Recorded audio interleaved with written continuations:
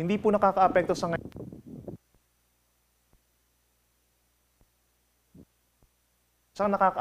malaki.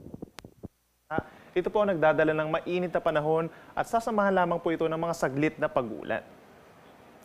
At base pa rin sa ating latest satellite animation, wala po tayo nakikitang bagyo na papasok ng ating Philippine Area of Responsibility sa mga susunod na araw.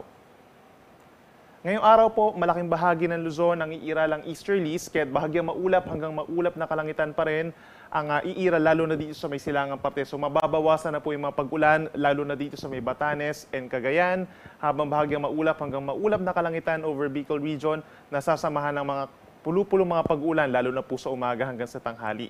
Over the rest of Luzon, kabilang ang Metro Manila, bahagyang maulap at pinsang maaraw naman ang kalangitan ngayong araw, nasasamahan ng bahagyang mainit na temperatura lalo na sa tanghali. Sa Metro Manila, possible yung hanggang 33 degrees Celsius na maximum temperature at meron lamang mga pulupulong ulan, lalo na dito sa Mimaropa at ilang pambahagi ng Calabarzon. Sa ating mga kababayan po sa Visayas, bahagyang maulap hanggang maulap din po na kalangitan ng iiral, nasasamahan din ng mga pulupulong ulan, lalo na sa may eastern portion pagsapit po ng hapon, dulot po yan ng easterlies. Habang dito naman sa Mindanao, generally bahagyang maulap na kalangitan din po ang iiral, nasasamahan din ng mga saglit na pag-ulan or pagkidlat pagkulog, lalo na dito sa may Caraga Region and Davao Region, dulot din po yan ng easterlies. Temperature natin sa Metro Cebu ay hanggang 30 degrees Celsius, habang dito naman sa Metro Davao hanggang 33 degrees Celsius. Ngayon po, wala pa rin tayong gale warning or banta sa matataas sa mga pag-alon, pero possible pa rin po yung hanggang 3 metrong mga pag-alon dito po sa may silangang bahagi po ng ating bansa, itong mga lugar facing the Pacific Ocean. So maaaring delikado pa rin ito sa mga maliliit na sasakyang pandagat, lalo na sa ating mga kababayan na nangingisda. But in the coming days, wala naman tayo nakikitang pagtaas ng gale warning, kung meron man po dun sa may area ng Batanes and Babuyan Islands lamang. By tomorrow, possible po yung mga pag-ulan dito sa malaking bahagi ng Visayas and Mindanao, dulot po ng easterlies. Bahagyang babalik po itong northeast monsoon natin sa may extreme northern Luzon. Then pagsapit ng Thursday and Friday, bahagyang lalakas pa itong amihan dito sa may northern Luzon at iiral pa rin ng easterlies over the rest of the country. So kung dito sa Metro Manila, Wednesday hanggang Friday, bahagyang maulap hanggang minsan maulap na kalangitan ng iiral at meron lamang tsansa ng mga saglit na pag-ulan, lalo na po sa Wednesday ng hapon.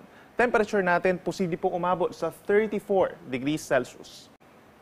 Sa ating mga kababayan po sa Baguio City, mananatiling malamig pa rin po despite the fair weather conditions. So maaraw naman sa umaga, but then nagkakaroon din po ng kaulapan at saglit na pag-ulan. Pagsapit po ng hapon, dulot po yan ng easterlies.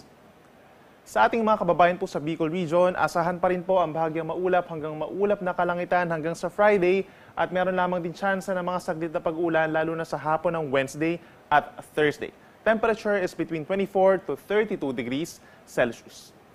Sa atong mga kiksoonan din over Metro Cebu, asahan pa rin ang bahagyang maulap hanggang maulap na kalangitan, pero gagaya dito sa may Bicol Region at even sa may Eastern Visayas po, by tomorrow mataas ang tsansa ng mga pag-ulan sa hapon hanggang sa gabi dito sa malaking bahagi ng Central Visayas, then bubuti ang panahon pagsapit ng Thursday and Friday. Panghuli sa atong mga kaiksonan din over Metro Davao, magdala po ng payong bukas dito sa malaking bahagi ng Davao Region and Caraga Region dahil sa muol ng panahon dulot po ng easterlies. Yung mga nature na paulan natin, minsan malalakas po, kaya mag-ingat sa mga posibleng pagbaha at pagbuho ng lupa. Magpapatuloy ang mga pagulan hanggang sa Thursday ng tanghali. And then afterwards, hanggang sa Friday, ay bubuti na yung panahon at mas mababa na ang tsansa ng mga pagulan.